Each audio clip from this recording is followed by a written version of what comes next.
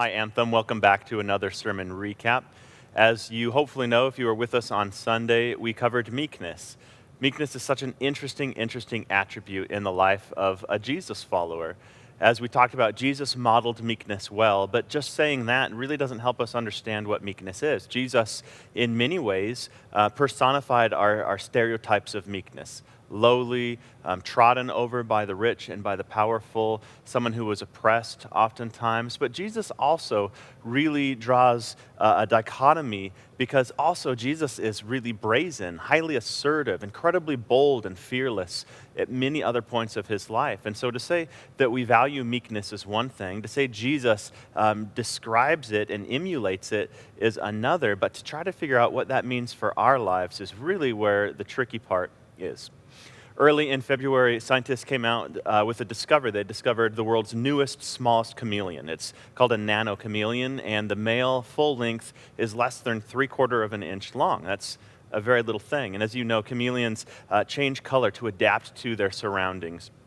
In many ways, I do believe that meekness for the life of the believer adapts to the surroundings. Meekness can make us appear to be powerless when really it is just power in reserve. Meekness can make us look weak when the truth is we are actually just self-controlled and abstaining from doing things that we know we ought not do. On the other hand, meekness can embolden us so that we will go and do the bravest of all things, even if no one else will come along. That this attitude of Christ-likeness is what we find in meekness. Meekness, in my opinion, is a humbly submitted will to the Lord, that we allow God to use us as he sees fit. And as we are walking in meekness, it is, like I said yesterday, this foundation for the rest of the Beatitudes to be built upon, because it is our countenance towards the Father. We are his, for him to do with us what he would like. And when we have that attitude, and if we are walking with him in that dependent of a way, we are just kind of automatically more Christ-like, automatically more meek, because then we are fulfilling his will. We don't need to fight for ours. We don't need to defend our will or our ways, but rather we are doing the will of the Father, and that clothing of humility and yet security and purpose.